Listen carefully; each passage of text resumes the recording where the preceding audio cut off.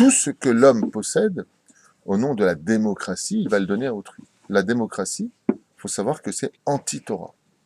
Le libre arbitre, c'est ce qu'il y a de plus thoraïque, mais il y a des conséquences. Et juste pour finir à ta question, parce que ça a démarré, donc il faut savoir que la démocratie, c'est anti-Torah. La Torah vient nous dire, tu dois bien fermer tes frontières. Les Soudanais aujourd'hui qui rentrent aujourd'hui, comme je le disais tout à l'heure à Asher, ont envahi Tel Aviv Sud.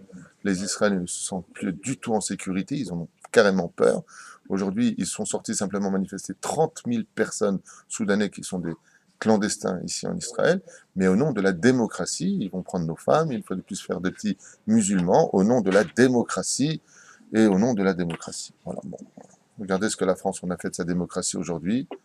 Regardez ce que l'Europe en a fait de sa démocratie. Les seuls qui ne sont pas démocratiques, c'est les Arabes. C'est les seuls qui prennent le pays de tous les pays qu'ils veulent. Parce que la démocratie sert par excellence la dictature. La Torah n'est ni dictaturale, ni démocratique. Elle est juste. C'est-à-dire, si tu es un étranger sur ma terre, Baruch haba. Parce que j'ai été aussi un étranger sur ta terre. Mais pas au-delà de cela. C'est-à-dire qu'il y a des lois. Un étranger n'a pas le droit de posséder une maison en Eretz Israël. C'est un commandement divin. Ça te plaît pas, c'est exactement la même chose. Sans plus tarder, Boker Tov, nous sommes mardi 7 janvier ou le 6, le Vav du mois de Shevat, Bezrat Hashem, le 2 Halachot, et aujourd'hui, parachat de la semaine, pour la réussite de tous les enfants d'Israël, ceux qui nous écoutent, Bezrat Hashem, et surtout une Torah de vérité. Une Torah, Bezrat Hashem, de tolérance et de vérité, comme on a l'habitude de l'enseigner ici, au nom des Chachamim, même si la vérité existe par 70 facettes pour monter au Har Sinaï. Shivim Panim la Torah, il y a marqué Bezrat Hashem. Alors, 2 halachot, et puis on commencera sur la paracha de la semaine. Mishibarar betavlut alavar ma'achal beyom ta'anit ha'im yit'am. Question qui est posée ici au Rav Ovadia Yosef. Celui qui, un jour de jeûne, aurait fait une bracha sur un aliment. Est-ce qu'il mangera ou pas de cet aliment? Par exemple, il prend un verre d'eau, il dit Baruch ata Hashem, Elokeinu melech haolam she'akol niya bidvaro. Mince, on est jeune aujourd'hui. Qu'est-ce qu'il doit faire? Est-ce qu'il laisse bracha levatala ou est-ce qu'il goûtera? Mais il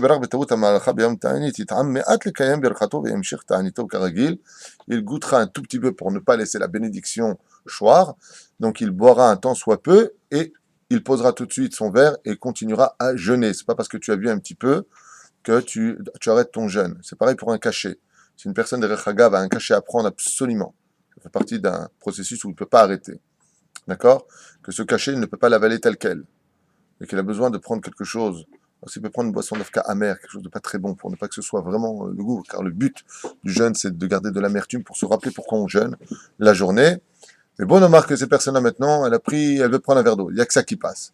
Alors, tu prends ton cachet avec ton petit verre d'eau, la quantité minimale pour faire passer ton cachet. Après quoi? Eh bien, Zrat Hashem, tu continues ton jeûne. Verak, im berar beyom ekipurim. Mais s'il s'agit de Yom Kippourim, dans ce cas précis, alors il ne consommera pas malgré tout ce qu'il a fait comme bénédiction, mais il dira tout simplement Baruch Shem Kevod Malchuto L'Olam Va'ed pour compléter. S'il a dit simplement Baruch Ata Hashem, il finira par Lamedin Echukecha, se trouve dans le 119e Télim, qui vient finir le verset où on a le droit de prononcer le nom de Dieu si tu commences un verset que tu le finis à l'intérieur. Voilà. Deuxième halakha, Sfaradi, Shizminu Oto, Likro, Haftara, Bimincha, Shel Ta'anit, Kiminag, Ashkenazim, Haïm Yevarer. Est-ce que vous savez que les Ashkenazim, quand il y a un jeûne, eh bien, quand il y a un jeûne, ils disent la Haftara de Mincha. Nous, les Sfaradim, nous n'avons pas du tout ce minag de lire la Haftara de Mitra. On sort le Sefer Torah, oui aussi, mais on ne lit pas de Haftara. Maintenant, imaginez qu'un Sfarad soit venu prier dans une synagogue de Ashkenaz. Que se passerait-il dans ce cas-là? Est-ce qu'on pourrait dire qu'il fera, si on invite à monter, oui ou non? Réponse, Faradi, Shemit Palel, Ima Ashkenazim, Mitra, Shel Ta'anit, Veizmino Oto, Le Aliat Shlishit, Rachel, Likro et Haftara, ou Birchotea. Dans un cas pareil, il pourra même dire les bénédictions. Je suis un peu étonné de la réponse ici, mais bon. Rachel Ikro et Haftara, ou Birchotea. Le mieux, c'est qu'il refuse, mais si vraiment ils l'ont appelé avec son nom, alors il monte à la Torah, il pourra dire la Haftara, même avec les bénédictions, selon ce que nous avons trouvé ici même. Bien. Une petite question. Bevadaï. On a fait la Haftara parce qu'à un moment donné, quand on était en exil, on n'a pas pu avoir de Sefer Torah parce que opprimé par les nations.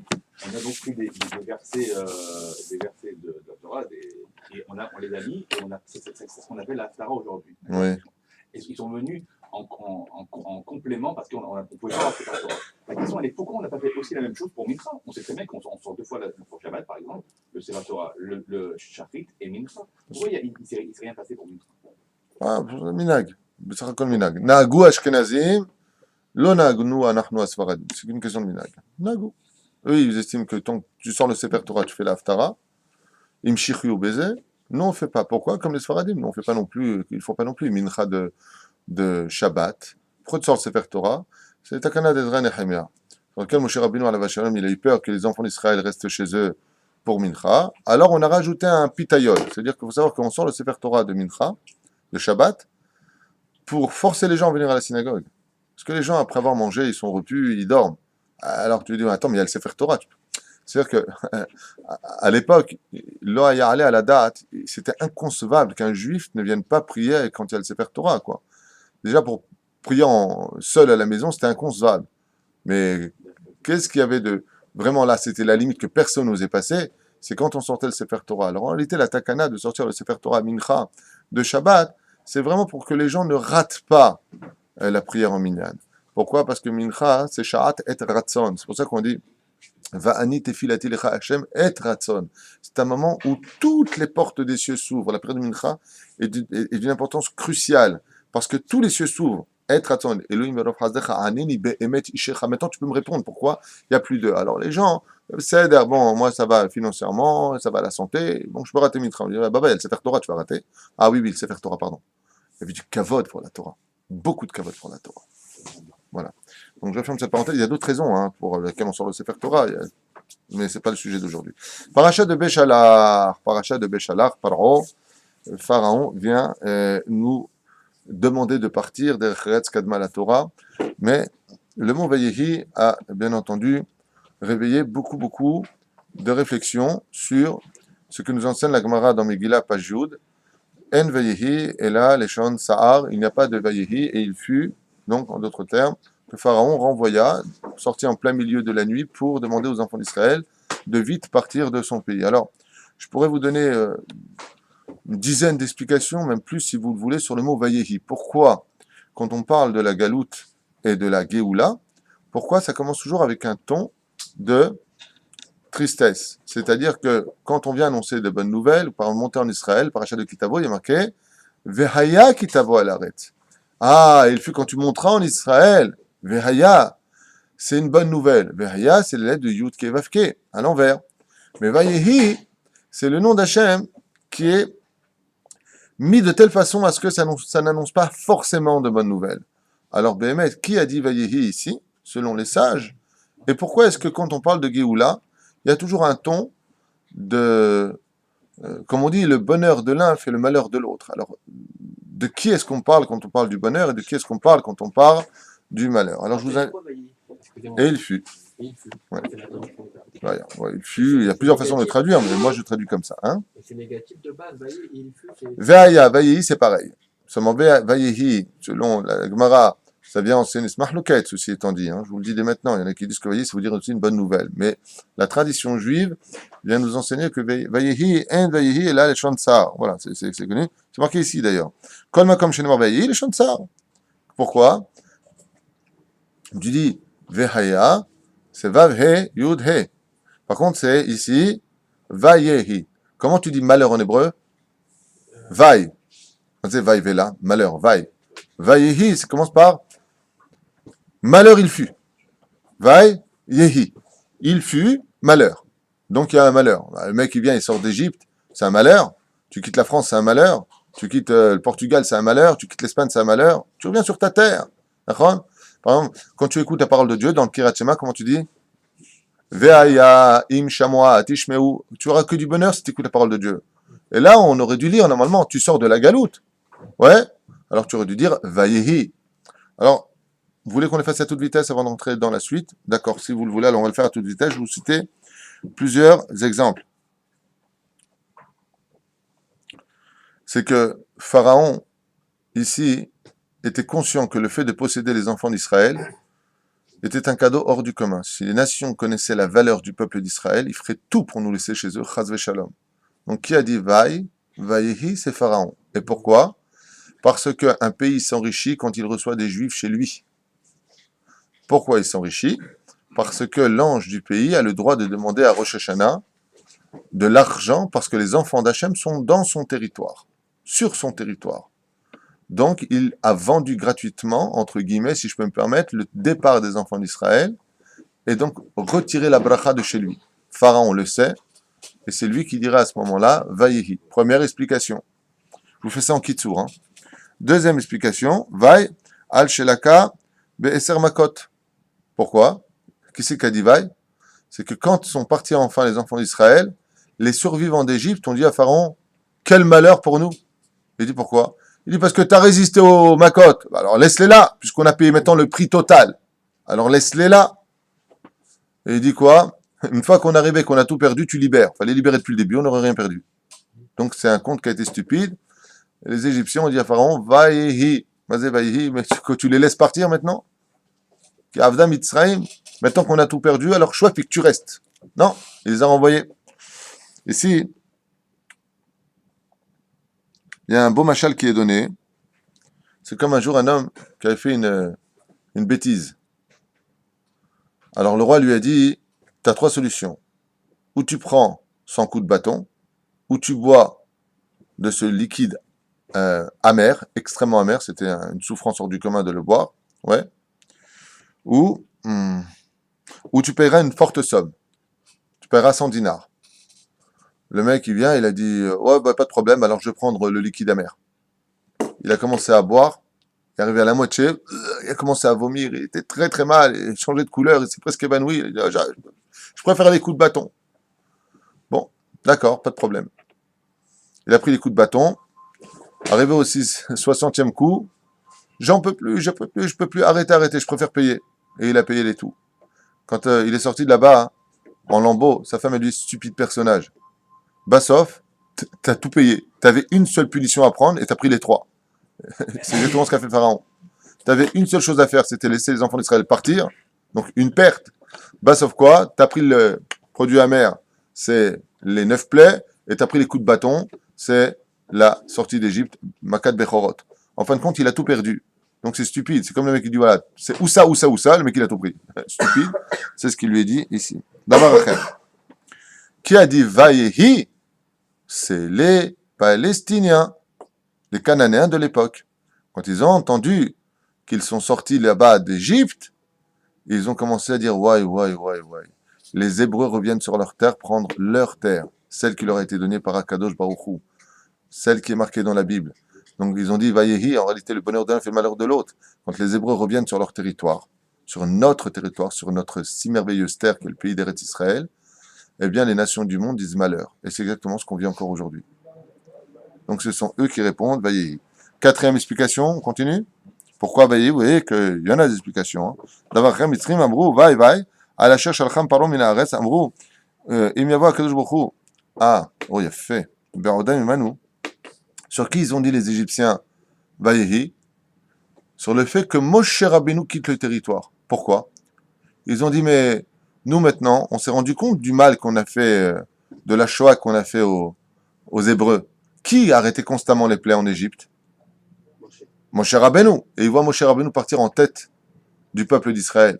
Les Égyptiens disent, ouais, malheur à nous. Pourquoi? Et si Dieu nous frappe encore? Moshe sera plus là pour prier et arrêter la Maca. Donc ils ont eu les boules de voir Moshe Rabbeinu quitter le territoire de l'Égypte. Mais c'était pas Moshe Rabbeinu qu'elle commençait la Maca aussi. C'est d'un moment, c'est lui qui l'arrêtait. Non, ils ont compris que c'était Dieu. Ah. Ils ont dit maintenant, on va subir le courroux d'Hachem.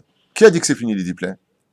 Parce que le mal qu'on a fait, on n'a pas fait du mal, on leur a pris le roseille comme ils ont fait à la Deuxième Guerre mondiale. Non, ils n'ont pas fait que ça. Ils ont éventré des femmes. Ils ont expérimenté exactement comme Himmler là, pendant la Deuxième Guerre mondiale. C'est un crime qui n'a pas de limite, ça. Donc les Égyptiens ont dit, on n'a pas fini de payer. Mais si les Hébreux y partent, on n'a plus rien chez nous. Et qui va prier? Il n'y a que eux qui savent prier leur Dieu, puisque chez nous en Égypte, dirent-ils, il n'y a que de la Vodazara. Moshe sortait du territoire égyptien pour aller prier. Il ne voulait pas prier dans les limites de l'Égypte, parce que c'est un pays impur. Ouais. La reine, Katou, Vayehi, les Égyptiens ont dit, ouais, le tzaddik qui part, comment on va faire? Et ça, on le revient encore aujourd'hui. Quand nous voyons qu'un tzaddik décède dans un pays musulman ou chrétien, ils ne le laissent pas partir de leur pays en général. Pourquoi? Dans le cas où il y a un problème, ils vont prier chez le tzaddik. Même eux savent. Parce que vous savez que en Tunisie, au Maroc, les à Ouman, la chrétienté, à Ouman, c'est la mafia qui protège le kéver alors bien sûr, c'est pour les intérêts financiers, certes, mais c'est pas que pour ça. Ils savent parfaitement que quand un tzaddik est dans un endroit, c'est une protection. Et là, le tzaddik, il part. Et en plus, avec le haron de Yosef. Boum, boum, sur la tête. Cinquième explication. Akadosh Baruch Hu kivechol omer vai, sheshalchem paro, velo gvam yoter. C'est Akadosh Baruch Hu qui dit mince, en d'autres termes, Pharaon les libère déjà. Et pourquoi? Il dit parce que s'ils avaient encore un peu retenu, d'un côté, c'est vrai qu'ils étaient arrivés au 49e degré d'impureté et que encore une seconde, ils n'auraient pas pu ressortir. Mais chaque seconde de plus en Égypte éliminait une galoute qui devait être suivie par celle de la Babylonie, de la Perse, de la Grèce ou de Édom. Donc Chaval, a dit Hachem, Chaval que vous restiez pas encore un tout petit peu, comme ça j'aurais pu m'arranger pour les autres galouillottes de vous les éviter, car ça faisait partie d'un tikkun. Donc on voit ici que c'est, selon la sixième explication que je vous ai donnée, c'est Dieu qui dit malheur. Mais il faut dur à comprendre ça là, parce qu'on avait vu avant que Dieu l'a tout fait pour qu'on parte rapidement avec l'or, tout ça. Tout à fait. C'est contradictoire. Mais peut-être qu'encore une minute de plus aurait été bénéfique pour le peuple d'Israël. Je ne sais pas. En tout cas, c'est ce que nous livrent ici les Chachamim. C'est dans Adar Zakinim qui le rapporte ici. Damar akadosh baruch hu malheur. Ashishacham par'o velo igvam yoter kedei le'avi od makot alav leodio ayado chazaka. Ici, il donne un autre ta'am dans le Adar Zakinim. Il dit, dommage, pourquoi? Parce que les enfants d'Israël auraient pu encore plus se renforcer dans la Emouna. S'il avait encore un peu refusé, j'aurais donné encore un cours encore plus fort. Bezrat Hashem, j'aurais fait en faire grandir mon nom encore plus. Parce qu'il y a marqué, le Ma'an Tesper Bozen Bincha ou Ben Bincha, afin que tu racontes les 10 plaies à tes enfants et tes petits-enfants. J'aurais fait 11 plaies, 12 plaies. J'aurais rajouté encore. Donc, en d'autres termes, Hashem, il était en train de jouer avec les Égyptiens. Il dit, bon, dommage que le jeu s'arrête. Voilà un peu ce que ça veut dire. Sympa. Qui dit maintenant, Vayehi Beshalach Paro et Ha'am, c'est Akadosh Baruch Hu qui a vu le Erev Rav suivre les enfants d'Israël et il a dit malheur à cette Géoula. Vous faites rentrer des Soudanais par milliers dans le pays. 30 000 hier, vous vous rendez compte, qu'à un seul endroit. Malheur à ce Erev Rav, ces sorciers qui nous suivent, ces non-juifs qui ne veulent que notre destruction à travers leur sympathie. C'est marqué ici. Amar Akadosh Baruch Hu Beshalach Paro et Ha'am. Ce peuple-là, quel peuple? Pharaon, il leur a pas dit simplement aux Hébreux, partez, partez. Il a dit aux Erev Rav, partez avec eux, faites-leur des écoles laïques, faites-leur exactement tout ce qu'il faut pour que ce que nous, on n'a pas réussi à faire dans les pays de la Galoute, vous leur ferez. Vous avez compris? Allez les assimiler avec la politique, avec l'extrême gauche. Non, Am Levada Dishkon, partez. Alza Marakadosh Baruchou, et c'est pour ça qu'il y aura le veau d'or. Et c'est pour ça qu'il y aura ceux qui se sont plaints. Et c'est pour ça qu'il y aura tous ces malheurs. Pourquoi? Parce que le Erev Rav nous a suivis. Alze Amar Akadosh Baruchou, malheur à cette Géoula. Pourquoi? Parce que le Erev Rav est sorti avec eux. C'est bizarre que Moshe Rabbeinu qui voit tant, qui est petit proche de la chaîne, il voit pas le poteau rose des Erev Rav. C'est vrai que Moshe aurait pu les bloquer. Et pourtant, il y a très long. Oui, mais alors que les bloquer, les Erev Rav, c'est pas des juifs. Bon, septième explication, je comprends ce que vous voulez dire, mais on avance. Septième explication, c'est simplement un cri d'Isle Chachamim de Pharaon, qui, après avoir reçu les coups, il était tellement endurci, et quand c'est parti, les enfants d'Israël a commencé à ressentir vraiment la douleur. Ça veut dire qu'il s'est réellement rendu compte pourquoi son cœur n'avait plus vraiment besoin de s'endurcir, donc il est devenu réaliste. Et à ce moment-là, il a vraiment crié malheur, malheur à ce qui s'est passé. Top. Explication. Huitième explication, vous voulez encore? Je vous en... Allez, je vous en... On va les faire. Voyez, Beshalach Paro, Vavé, Amar HaKadosh Baruch Hu Am Yisraël, Sheraou Anissim Veniflaot, Velo Yatsu Me'eretz Mitzrayim, Shekol Gilulim, Atsheba Paro Beshalacham. Explication que je vous avais donnée. Qui a dit Vayehi? C'est HaKadosh Baruch Hu, il dit avec tous les Nissim et Niflaot que je vous ai fait, il faut qu'on vous mette à la porte du pays pour que vous compreniez que vous avez votre pays. Il faut que les Goïms vous disent dégagez les Juifs. Oh, il faut. C'est vachement d'actualité. À mort les Juifs, à mort les Juifs. Il faut que il faut vraiment vous foutre à la porte d'un pays de la Galoute pour passer votre alia. Alze Amar Kadosh Baruch Hu, malheur à ce genre d'alia. Pourquoi? Il dit quoi? Alors t'attends qu'on te mette à la porte pour venir? Tu demandes pas la Géoula? Tu veux pas la Géoula? Tu veux pas revenir sur ta terre? Autre explication qui est donnée. C'est marqué devant moi. Comme c'est marqué, Shachar Paro, Israël. Les sages nous disent, pas David Wittou. Il a dit à Kadjouchou sur les enfants d'Israël, t'écoutes Hachem? Sharo Anissim Niflaot, avec tous les miracles que vous voyez, la guerre des 6 jours, la guerre de Kippour, la guerre du Liban, toutes les raisons du monde auraient dû, depuis très longtemps, anéantir ce pays, les 39 missiles de Saddam Hussein, nous-mêmes, dans notre propre pays, comme on se traite les uns les autres. Il dit, ce pays, vous voyez pas combien de miracles je fais pour vous et vous hésitez encore à venir. Vous voyez tout ça et vous vous attendez que quoi? Qu'on vous mette à la porte de force, comme il a fait Pharaon. Pharaon, il prenait les Juifs, il les jetait. Partez, mais partez, partez. Vous comprenez pas, partez, je suis le roi, partez. Amara Kadosh Baruch Hu, quoi. Il faut que vous en arriviez là pour dire on part. 9e explication sur le mot vaillé. Imagine, on fait ça pour chaque mot dans la Torah. C'est quoi dans la 8e, qui nous en référence, c'est quoi? Ma'amare Chazal. Ah, bah ouais. C'est certainement référencé, je te le dirai après. Le Kli Yakar aussi, apparemment. Je ne sais pas si le Kli Yakar ici, je ne sais pas si c'est Mishtayar. En tout cas, quand ça continue à la fin, c'est marqué ici Kli Yakar. Amar Moshe Rabbeinu. Vav. Qui c'est qui a dit maintenant malheur? C'est Moshe Rabbeinu. Lama. Al Shelo Ichnis et Israël, Yachar Derech Eres Pilishtim. C'est Moshe Rabbeinu qui a dit malheur à cette Géoula-là. Pourquoi? Parce qu'on va passer par le désert. Vous allez comprendre pourquoi dans la Kabbale, le désert, c'est si dramatique. Et Moshe Rabbeinu a dit, ouais, malheur à nous, pourquoi? On va pas directement en Eretz Israël. On va d'abord de la France au Canada, après on va essayer le Canada, c'est pas bon, il y a beaucoup d'Arabes. Alors on va aller à Londres, là-bas c'est la Mecque, donc on va aller aux États-Unis, puis après on va se rendre compte qu'ils arrivent au ciel, on va aller en Israël. Alze Amar, vaille. On va faire les 49 stations dans le désert, hein, pour pouvoir, en fin de compte, rejoindre Eretz Israël. Lo Yachar El. Amar Moshe Rabbeinu, ouais, c'est quoi cette Géoula là? D'accord? 9e explication. Non, c'était la 9e.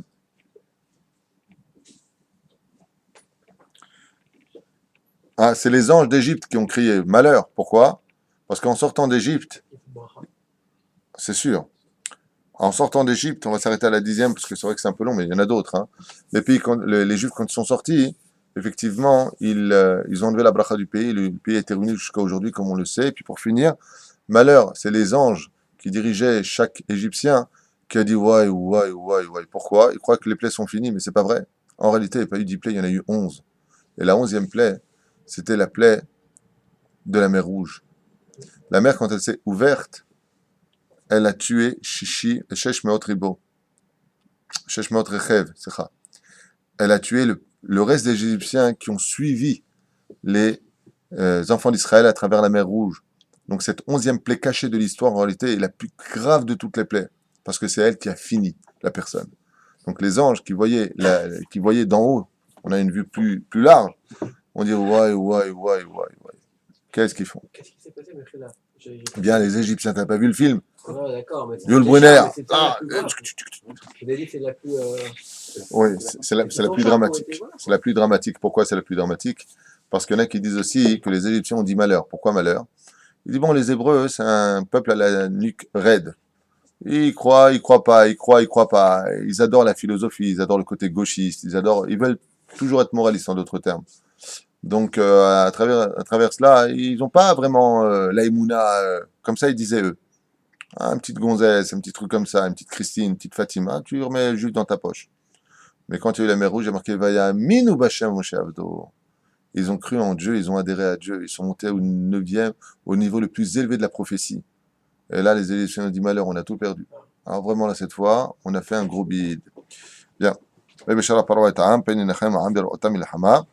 Alors sur ce,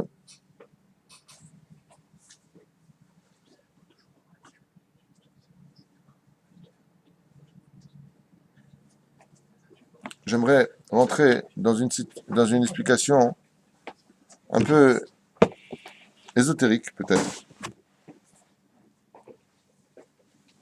sur la raison pour laquelle les enfants d'Israël ne vont pas aller directement en Eretz Kenaan. Vous connaissez les raisons pour lesquelles Moshe Rabbeinu nous envoie dans cette mer Rouge, donc on fait une espèce de boucle, vous savez, on est rentré, on revient au point de départ. Alors, il a fait. Alors, pour une vraie explication, faire le mikvé du peuple d'Israël, parce que la mer annule les kishoufim, mais il faut savoir que la Vodazara, hein, c'est une espèce de kishouf. Très bien. Mais pourquoi on n'est pas parti directement en Eretz Israël? Parce que pour aller de l'Égypte par la bande de Gaza en Israël, on aurait mis une journée. Non, il faut quand même Allez, passer 2 par le jours, Sinaï. si tu veux. Hein? Il faut quand même passer par le Sinaï, géographiquement. Il n'y a pas des juifs qui étaient morts. À part si le bon Alors, Dieu est première explication là-bas d'Abraham, bonne réaction. 80 000 de la tribu d'Éphraïm, selon le Midrash, se sont sauvés du pays d'Égypte. Et étant donné qu'ils sont partis sans prendre les Hatzmot de Yosef et pas avec le peuple d'Israël pour cette première galoute que nous avions vécue en tant que peuple, ils ont été décimés, mis en pièces par les Plishtim, par les Cananéens. Ils se sont sauvés, ils l'ont joué, excusez-moi pour le mot employé, hein, je fais partie de ces gens-là, je suis sioniste autant que n'importe quel sioniste, mais eux, ils l'ont joué sioniste dans une époque où il fallait pas forcément être le sioniste de l'histoire, il fallait attendre le Mashiach. C'est une marque le quête dans la Gemara, à savoir est-ce que on doit revenir pour faire le pays quand viendra le roi Mashiach, ou est-ce qu'on attend qu'il vienne pour nous libérer? C'est une marque le quête. Il y a Rabbi Yoel de Satmar Zatzal a écrit un livre sur cela d'ailleurs qui est ici, que lui il dit non, on attend le Mashiach pour pouvoir monter. C'est là aussi la DA des Lubavitch, qui sont dans le monde entier, qui attendent que le Melech HaMashiach se dévoile pour monter. C'est pour ça que les Lubavitch ne sont pas spécialement pressés de monter. Hein, tant qu'il n'y a pas de Mashiach pour on ne monte pas réellement en Eretz Israël. Bon, c'est une idéologie, je ne sais pas. Mais en tout cas, ils ont sur qui se baser. Par contre, de l'autre côté, nous avons la mitzvah de venir préparer le pays pour venir, Bezrat Hashem, recevoir le roi Mashiach en tant que peuple. De ce que l'on sait aujourd'hui, c'est que c'est une mitzvah de monter en Israël, pas pour tout le monde. Le Rambam reste muet dans ce domaine. Le Ramban est explicite en disant c'est une mitzvah assez de la Torah. Les commentateurs sur le Rambam disent aussi, pour certains, que même le Rambam est d'accord avec le Ramban, bizarrement, comme ça ils le comprennent, parce que où l'homme met de sa tête autour, il ne le cite pas ni dans les 613 mitzvot de la Torah, ni dans l'Yad HaChazaka comme étant une mitzvah. Mais beaucoup d'autres parshanim et beaucoup de grands de la Torah affirment et disent que les Olam Adam Yadour Beretz Israël, à tout jamais on doit vivre ici. Donc, quoi qu'il advienne, on voit en tout cas qu'au niveau de la destinée de la Hashgacha Pratit, on voit que chaque juif est venu à monter en Eretz Israël sans qu'il sache pour autant pourquoi. Si l'insécurité est si grande en Europe, on voit que les juifs prennent la direction de quitter le territoire sur lequel ils sont pour monter ici. Nous sommes des juifs errants, en Malassot. Seulement ici, après c'est notre dernière station. Et les juifs qui quittent l'Égypte à ce moment-là, la question que je vous pose, c'est pourquoi est-ce qu'ils ne vont pas directement en Eretz Israël? Très bien, on aurait pu prendre la Torah et puis rentrer directement en Eretz Israël, c'est ce qui s'est passé d'ailleurs. Aval, pourquoi Hachem a fait en sorte qu'on passe par la mer Rouge? Il fallait directement aller dans le désert, récupérer notre pays, et après on serait parti prendre la Torah au Sinaï. Pourquoi passer par ça? Pourquoi rentrer dans la mer pour repasser de l'autre côté, devant Baal Tsephon, et puis Zéou? Pourquoi? C'est la question que je vous pose. Alors, il y a plein de raisons à cela, donc tu as cité, Dieu ne voulait pas qu'on voit les ossements de nos frères juifs, on nous dit, ah, c'est ça, Eretz Kenaan. Deuxièmement, on n'était pas prêt à faire la guerre, on n'était pas des guerriers, on est sorti de l'esclavage, il y a plein d'explications. Celle que je vous dis ici est une explication qui vaut le détour. Vous voulez l'entendre? Très bien. Il y a marqué comme ça, donc nous sommes dans le livre Sod HaChashmal, un chef-d'œuvre, unique au monde, vraiment. ויהי בשלח פרעה את העם ולא נחם אלוקים את דרך ארץ פלישתים כי קראו כי אמר אלוקים פן ינחם העם בראותם מלחמה וישבו מצרימה de peur qu'ils voient la guerre et qu'ils retournent en Égypte. Ils demandent de retourner en Égypte.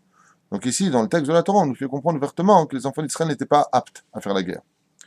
נראה לפרש, ככה, au nom de la Gemara, il y a marqué dans Masechet Berachot, le Daf E Amud Aleph, מתנות טובות נתן הקדוש ברוך הוא לישראל ולא נתנם אלא על ידי ייסורים ו... Trois cadeaux Dieu a donnés dans ce monde au peuple juif. Il y a 3 cadeaux, qui sont des cadeaux incommensurables. Le premier d'entre eux, nous dit la Gemara, plus que cela encore, il faut savoir, nous dit la Gemara, que ces cadeaux-là ne s'acquièrent que par la souffrance.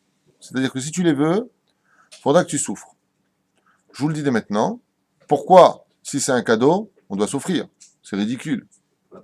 Eh bien, vous allez être choqués de ce que je vais vous dire, mais les Chachamim nous disent que la souffrance fait partie du cadeau.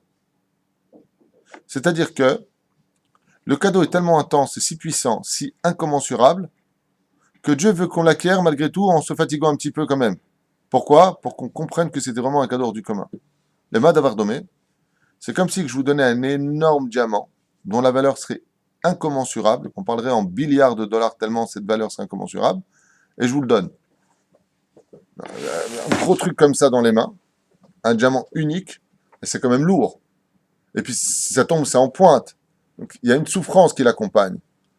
Et à ce moment, tu dis, bon, laisse tomber le diamant, je ne vais pas te faire souffrir. Qu'est-ce que tu lui dis? Hein?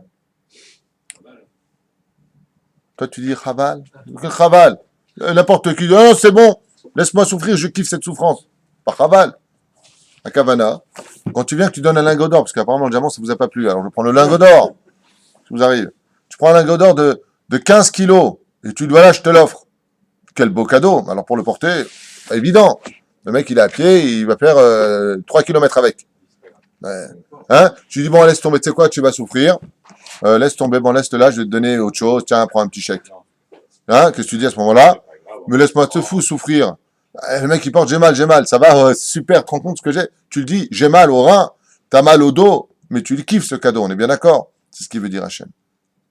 Je vais te donner un cadeau que toutes les souffrances du monde ne lui enlèveront rien de cette valeur. Donc, ça s'arrête pas, ça s'acquiert par le mérite. Haute explication de la Gemara, pourquoi on nous dit Niknet à l'idée sourine, il faut l'acheter par la souffrance pour ne pas manger le pain de la honte. C'est-à-dire que les trois sont un cadeau qui sont les reflets du monde futur. Sont les reflets du monde futur. Donc, comme ils sont les reflets du monde futur, on est venu dans ce monde pour ne pas manger le pain de la honte. Donc, fais des mitzvot pour le prendre. Vous comprenez ce que je veux dire? La reine, Trimpo, les Kabel et va prendre ça avec amour pour pouvoir acquérir Bezrat Hashem ces trois choses. Alors, lesquelles sont-elles? Vous le savez toutes, on en a souvent parlé aussi.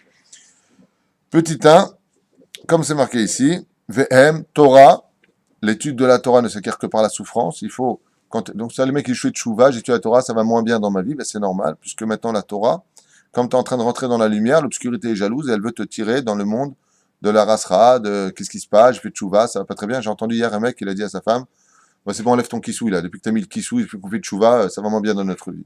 Quel imbécile. Quel imbécile. Lui, c'est celui qui a pris le lingot d'or et qui, en plein milieu, dit c'est bon, j'en ai rien à faire de ton lingot d'or, j'ai un peu mal au dos. Imbécile. Ce lingot d'or, tu l'as emmené chez toi. Après ça, tu devenais multimilliardaire, tu n'aurais plus jamais travaillé, des gens, ils t'auraient fait, comment dire, tu aurais des serviteurs. Souffre un petit peu pour prendre. Non. Ah, tu fais tchouva, tu prends plein la tête. Va au fond de l'océan, la chercher ta Torah s'il le faut. Eretz Israël, la terre d'Eretz Israël ne s'acquiert que par le biais de la remise en question, de la souffrance. Il faut souffrir pour la terre d'Eretz Israël. C'est pour ça que d'ailleurs ici, les choses sont claires. Hein, c'est comme l'autre, il est venu, il m'a dit, moi, Rav Tuitou, j'ai jamais eu un découvert de ma vie. Je suis arrivé ici, traque le découvert. Je lui ai dit, bah, vous êtes israélien. Tout va bien. Vous avez fait votre alia. Et le monde futur. Alors là, Maba, lui aussi s'acquiert par la Messirut Nefesh, le don de soi. Le mauvais natal des sourim. Da'atou akadosh baruch hu, le'echol la tête matana, le lo isurin. Il pose la question que je vous ai posée. Il dit quoi? Et Dieu, il peut pas donner un cadeau aux Juifs sans les faire souffrir. Enfin, un cadeau. Le mec, il me dit, bah, je vais te faire une enveloppe. Ouais, tiens, va la chercher dans les ronces. Ah, il s'éclate la main. C'est pas un cadeau que tu me fais. Garde-le ton cadeau. Il dit, reine, on a besoin des isurin. Les isurin veut dire les souffrances. Va tchouva de matanot elou. Chez un kokar gdolot, chayavot la voix, les isurin. Ce sont des salaires tellement grandioses et incommensurables que malgré tout, il faut que l'homme fasse un effort pour les prendre. Et ça n'enlève rien à leur valeur, ce qu'on a dit. Car la souffrance fait partie du cadeau lui-même. C'est bizarre comme langage. Bon. C'est bien parce que si vous avez un enfant, vous avez donné un cadeau tout de suite. Pas forcément. Je voudrais répondre à ta question. Alors là, tu dis quelque chose de très intéressant.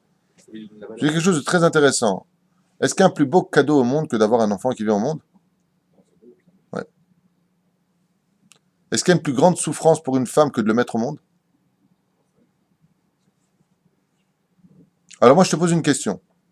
Pourquoi une femme qui a mis au monde un enfant va hurler au point de demander la mort tellement elle n'en peut plus, et qu'elle retombe très vite enceinte, et qu'elle est hyper contente quand tu lui annonces « Regarde chérie, regarde, je suis encore enceinte. » Mais t'es teubé ou quoi? Mais t'es bête ou quoi? T'as oublié combien? Ouais, mais ça vaut le coup. Ça vaut toutes les souffrances du monde, un enfant. Et un enfant, c'est encore loin, loin, loin des cadeaux qu'on a. Donc tu vois bien que... D'accord? Ça ne veut pas dire aussi que le fait de, c'est un peu comme un père qui offre un cadeau à son fils, mais en lui donnant un challenge un petit peu avant pour lui faire apprécier le cadeau. Sinon, c'est ce qui différencie un père qui offre un cadeau à son enfant d'un père qui pourrit, gâte son enfant. C'est sûr. La valeur qu'il veut donner. Alors, c'est sûr. Alors, viens ici, regarde l'explication maintenant que tu vas entendre. À mon avis, j'avais jamais encore entendu à part ici. Mais ici, il donne quelque chose de mielleux. Mamash psatsa, comme tu dis. Il dit, Akadosh Baruch Hu, donc vous avez compris tout le processus, 3 choses, il faut souffrir pour. Il dit, Akadosh Baruch Hu, étant donné qu'il devait donc partir directement en Eretz Israël, ce qu'aurait voulu Moshe. Hachem, il lui a dit, on peut pas maintenant les faire entrer directement en Eretz Israël. Pourquoi? Eh bien, parce que Israël s'achète par les souffrances. Comment tu veux que je sorte un peuple d'Égypte qui vient de vivre 210 ans d'esclavage, de souffrance, qui vont prendre directement le pays?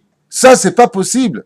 Parce que s'ils rentrent directement dans le pays, que je leur donne tout de suite, en une seule fois, ils devront souffrir énormément pour acquérir ce pays. Et donc, les enfants d'Israël n'auraient pas supporté, après l'esclavage d'Égypte, la conquête d'Eretz Israël dans la souffrance du combat. Et de tout ce que ça peut engendrer. Je vous le lis dans les mots. D'Akadosh Baruch Hu yada she'im Israël yelchou l'Eretz Israël b'derech hakrova, s'ils étaient directement entrés dans le pays d'Eretz Israël, starchou lekabel et kol ha'isurim bevat achat. Ils auraient pris les coups en une seule fois, puisque vous prenez le pays directement. Donc, ve'im kan ha'isurim yugdolim meod, les souffrances en Eretz Israël auraient explosé nos reins. On n'aurait pas pu les supporter. Ve'zeh shama pen inachem ha'am bir'ota milchama. De peuple que se rétracte le peuple, se console le peuple en disant c'est bon, on était bien en Égypte. Parce que la galoute, malgré tout, d'ailleurs tu vois les gens, quand ils n'arrivent pas à s'en sortir ici, bon on repart en France, on était bien en France. Il y en a très peu qui le disent, mais pourquoi? C'est trop dur en Eretz Israël, c'est trop dur en Eretz Israël, c'est trop dur. Et c'est ce qu'il dit Hachem. Je ne veux pas que mon peuple manque de patience. Sois patient. C'est dur en Israël? Ok, alors sois patient, te décourage pas. Bats-toi, lève les poings et bats-toi. Bats-toi pour ton territoire, bats-toi pour y arriver. Sois patient. Tu ne deviens pas chef d'entreprise en claquant des doigts. Tu commences par un coup de balai et tu montes les échelons. Sois patient pour Israël. Je te laisse pas tomber, te dit Hachem. Ne laisse pas la terre te vomir parce qu'après tu auras les boules. Reste en Eretz Israël. Et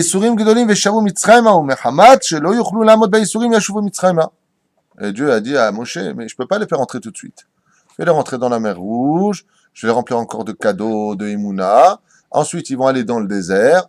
Et là-bas, il va se passer des choses. De quoi est-ce qu'on parle, vous allez comprendre. Comme c'est marqué, elle est Yetzerara, Kamoshiroim, les familles. Et que c'est quoi la plus grande épreuve d'Eretz Israël? Son Yetzerara. Ici, il y a un vrai Yetzerara. Tu peux être le petit religieux de Paris qui va prier à pavé comme tu veux. Tu viens en Eretz Israël, il a eu Barbatruk. Où elle est ta kippa du Maroc, elle est ta kippa, toi qui étais religieux, tu es venu en Israël, qu'est-ce que tu fais? Ici, il y a un vrai Yetzerara. Et c'est ce qu'il dit. Chez Yehudi Kachelo, le Hazav, la Torah, Hazu Shalom. Il a du mal à laisser la Torah, mais il vient en Eretz Israël, le combat il a vraiment lieu ici. Et il dit, Vechen be'arnu b'ma'amarim, she'asitra hara ou b'prinat bor. Ot kouf, ici il rapporte des trucs kabbalistiques, le Yetzerara s'appelle le trou. Et red yesh ki karov ou. Ah, par rapport au fait ki karov ou. Le Yetzerara, il porte un nom qui s'appelle bor kouf. C'est un de ses noms dans la Kabbale du Yetzerara. Bor, ça veut dire un puits, un trou. Ils l'ont jeté dans le trou, il y a marqué. Les autres couteaux, la bord, vous vous rappelez de ça? Yosef. Bien d'accord? Ils l'ont jeté dans le Gehinam. Parce que le Gehinam, c'est un des endroits du Yetzerara. Et qu'est-ce qu'il dit Hachem? Ki karov hu. Dans le verset, il y a marqué Vaï Beshalach parlo et Ha'am, Elonachem Elokim Ederech Pelishtim. Ki karov hu. C'est trop près. En réalité, il ne faut pas dire c'est trop près. Quand tu vois que c'est trop près d'eux pour souffrir tout de suite. Par rapport au mérite d'Eretz Israël. Avant le mot karov, comment tu l'écris? Kouf, resh, vav et bet. Ça fait les lettres du mot bor kouf. Le Yetzerara en Eretz Israël, ils ne sont pas prêts à l'affronter. Karov, il est trop près pour eux. Beipochotiot, bor kouf. Les Ramaz Naem Shimilchou Bederech. Pilishtim, Yiplum Prinat bor. Et pourquoi ça s'appelle, le Yetzerara d'Eretz Israël s'appelle bor kouf? Pourquoi on l'appelle comme ça?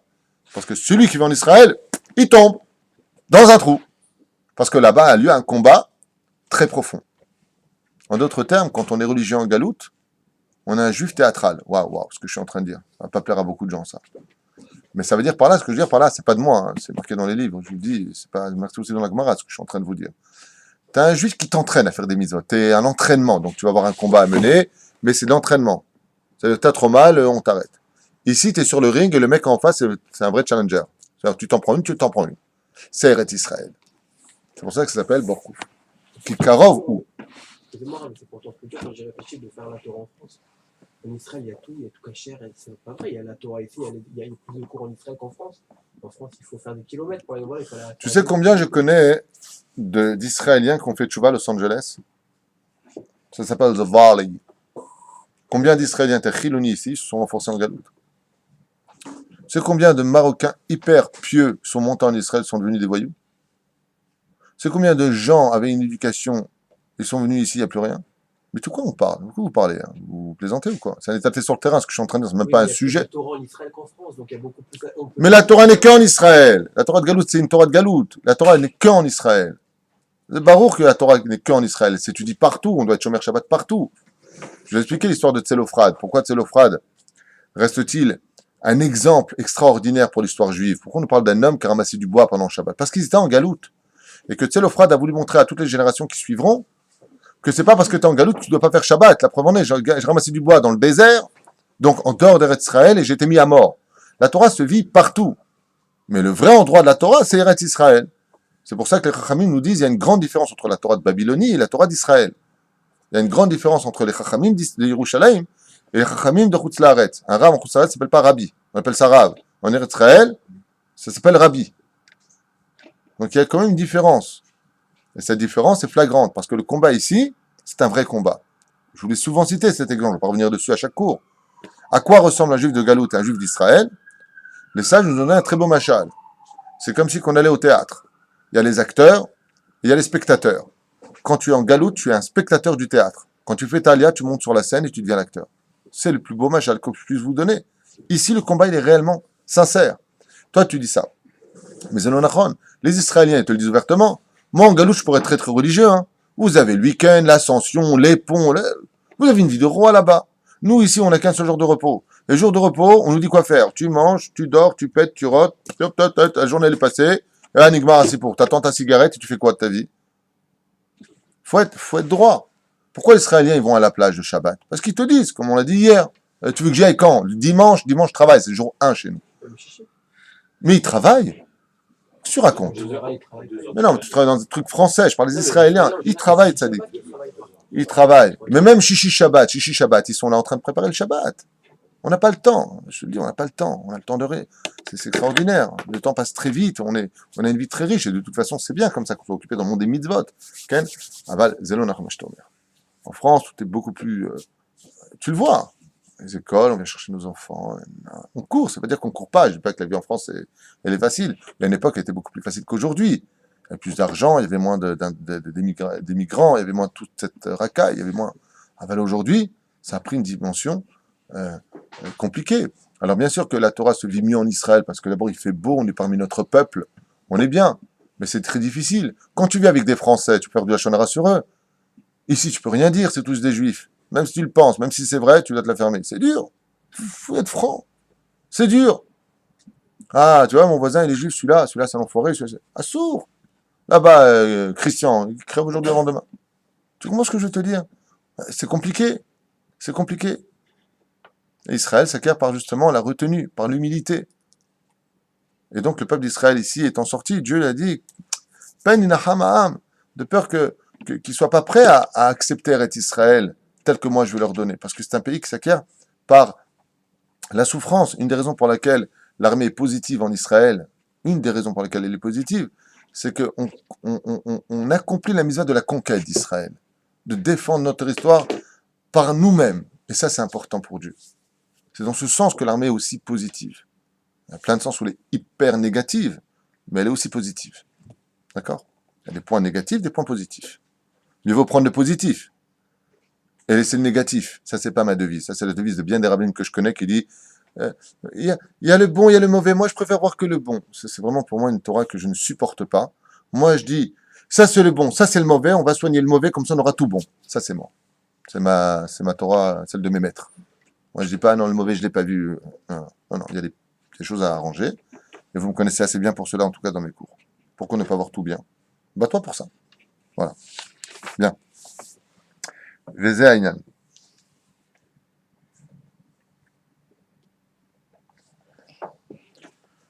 Ah là là là là.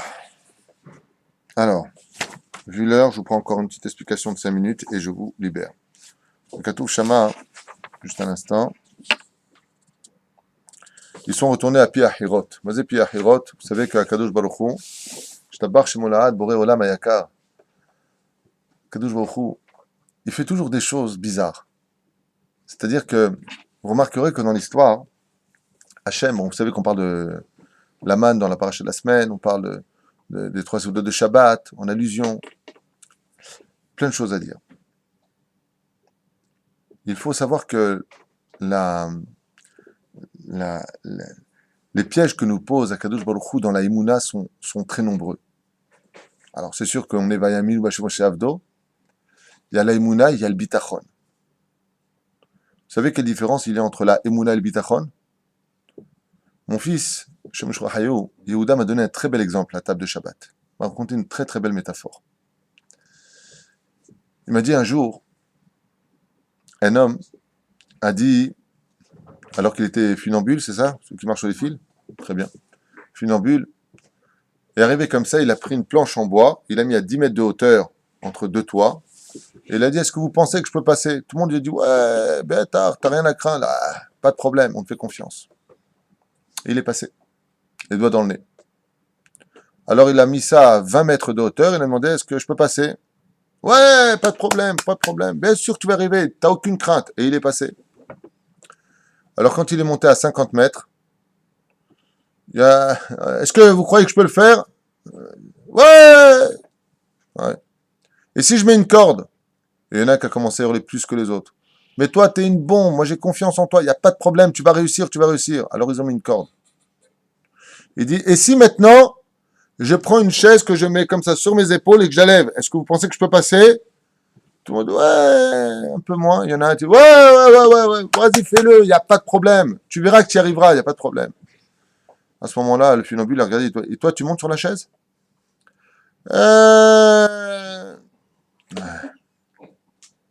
Vous avez tous de la Emouna quand vous êtes les pieds sur terre. Mais le bitachon, c'est quand tu es capable de monter là-haut et t'asseoir sur la chaise et de dire, maintenant, moi j'ai foi en toi. Ça, c'est le bitachon. Akadosh Baruch Hu, vous remarquerez qu'il... Donc c'était le machal de mon fils, je trouvais ça très sympathique comme allusion. Akadosh Baruch Hu, Yishtabach Shemo Lahad, il a cette extraordinaire manie de laisser toujours un mokesh. C'est quoi un mokesh? Un mokesh, c'est ce qu'on met sous terre, ça explose là. Une mine. Il a détruit tous les dieux égyptiens, mais il a laissé le plus grand de tous. Une espèce de grande statue qui s'appelle Baal Tzafon. D'accord? Et il l'a laissé sans aucune égratignure. Pour faire croire aux Égyptiens que le Dieu d'Israël est plus fort que tous les dieux d'Égypte, sauf un. Baal Tzafon, il est resté debout. Ah! S'il n'est pas plus fort que Dieu, au minimum, il est comme Dieu, parce qu'il est là. Regardez comment il joue avec l'aïmouna des gens. Il a joué ça dans plein de domaines. Même Moshe Rabbeinu va s'en étonner. Puisque quand il recevra les 10 commandements, il va lui dire, quand il va donc recevoir la Torah, il est marqué « Faisons l'homme à notre image ». Il dit « L'autre image, vous n'êtes pas plusieurs là où il n'y a que toi, Dieu, tu es unique. » Alors comment tu marques... Qu'est-ce que répond Hachem? Que celui qui veut se tromper se trompe. Il faut bien qu'il y ait des mines quelque part. Il faut bien que l'aïmouna s'acquiert par la recherche. Un petit peu. Ou alors l'annulation absolue de soi. Ou tu as l'aïmouna parce que tu as cherché, tu as trouvé. Donc j'y crois, donc je l'ai vécu, je comprends. Ou alors le meilleur niveau de l'aïmouna, c'est de se vider de soi complètement, de se remplir de Jacadi. Comme ça, c'est les choses. C'est 2 niveaux. Très bien. Et là, il a laissé Baal Tzafon. Pourquoi Kadosh Baruch Hu a fait en sorte qu'il revienne à cet endroit-là? Pour faire croire à Pharaon que les Hébreux se sont arrêtés devant Baal Tzafon, en fin de compte regretter d'être sortis d'Égypte, et qu'ils se prosternaient devant la Vodazara. En d'autres termes, ils reperdaient une fois de plus leur mérite, alors que ce n'était pas du tout le cas. Les enfants d'Israël sont venus piéger Pharaon dans cette ouverture de la mer. Et cette ouverture de la mer, un sujet que je vous ai raconté comme ça brièvement à toi, et c'est des sodotes, c'est des secrets de l'étude qui vont beaucoup plus loin que tout ce que vous pouvez imaginer. Toute l'histoire de la mer Rouge, c'est l'accouplement, je dis bien, je parle de vraiment l'amour absolu sous les draps entre Dieu, le créateur du monde et le peuple d'Israël. Tous les détails qui sont marqués là-bas toutes les initiales qui sont marquées là-bas, c'est Bia, Khatuna, c'est un truc de fou. C'est vraiment quand Dieu, pas nous prend dans les bras, ça c'est le Shabbat. L'histoire de la mer Rouge, qu'on lit tous les jours, je vous le rappelle, c'est quand vraiment nous faisons l'amour à Hachem. Nous rentrons dans la profondeur des noms divins. Vraiment. Hein, ce qu'on a vu hier, c'était magnifique. Alors, je ne sais pas si on pourra le faire parce que c'est quand même très intime, mais si vous voulez, on pourra le faire quand même si vous en avez envie. Dans les mots, comment c'est marqué et de quelle façon c'est marqué, pour qu'on parle que c'est le tombeau de Yosef qui aurait agi ainsi, ainsi de suite. Alors je serai juste avec une petite métaphore, plutôt pas une métaphore, une gemara, à propos de ce Baal Tsephon et puis de ce qui s'est passé, c'est un Baal Tsephon, on vient d'en parler, de ce qui s'est passé pour la mer Rouge. Alors vous savez que on a apporté le tombeau de Yosef. Et mon cher Rabbeinu Alav Shalom demande à la mer de s'ouvrir. Ben, on fera de même l'Inider, les 4 kitotes, ceux qui voulaient retourner en Égypte, ceux qui voulaient prier, ceux qui voulaient se battre, et ceux qui voulaient rentrer dans la mer. Il y a eu 4 kitotes, et Dieu nous dit, Hashem ilachem lachem ve'atem taharishun. Dieu combattra pour vous, ve'atem taharishun. D'ailleurs, à propos de taharishun, il y a marqué comme ça, vous vous reposerez, Dieu combattra vos ennemis pour vous. Mazé Omer, les Chachamis, dans le livre Moshe Chochma, il dit comme ça, quand on lit les Sichot, qu'est-ce qu'on dit?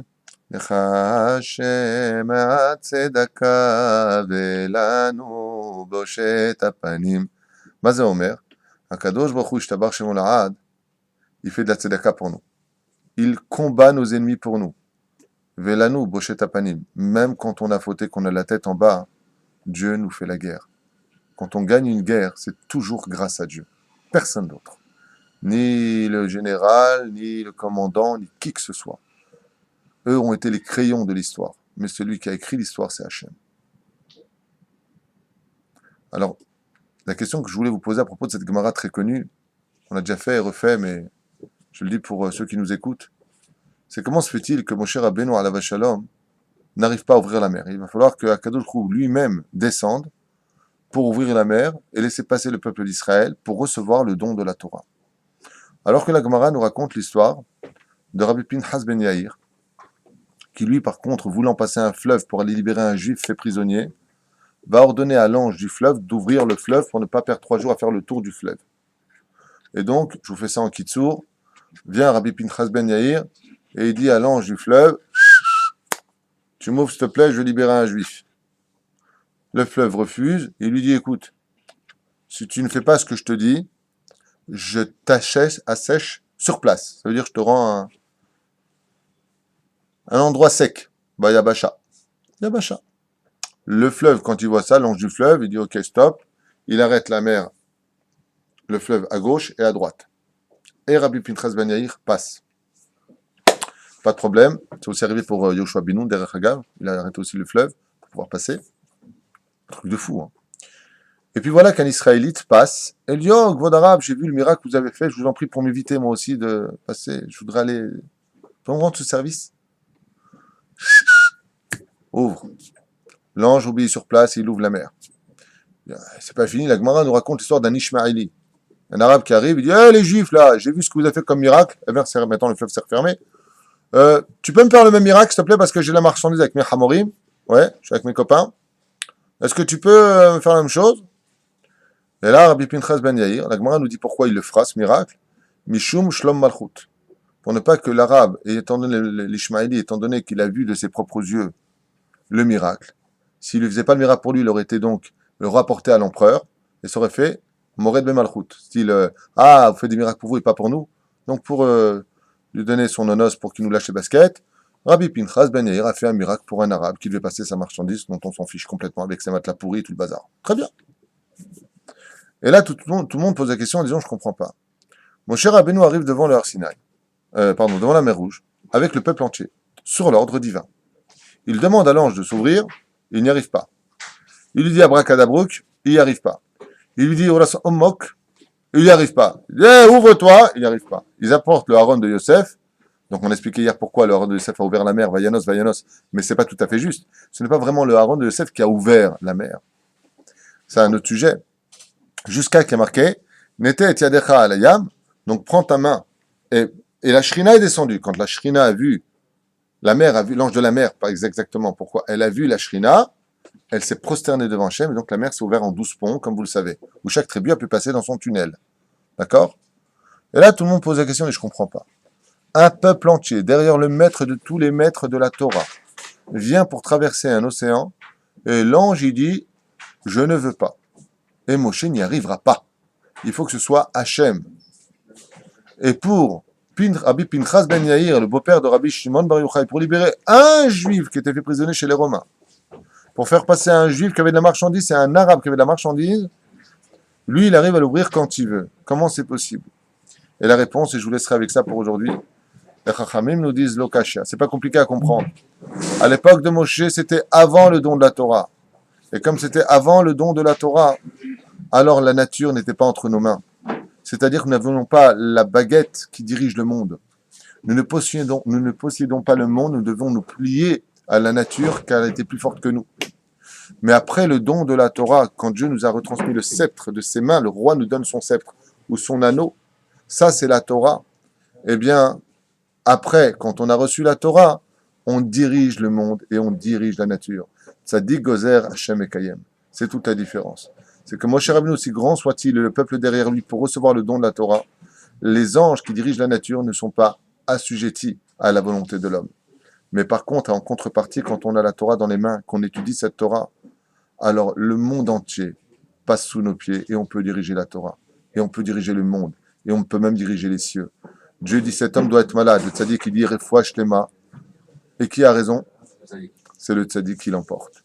Quelle différence entre le tzaddik d'avant la Torah et après la Torah? La Torah elle-même. Quoi que tout. D'accord. Exactement.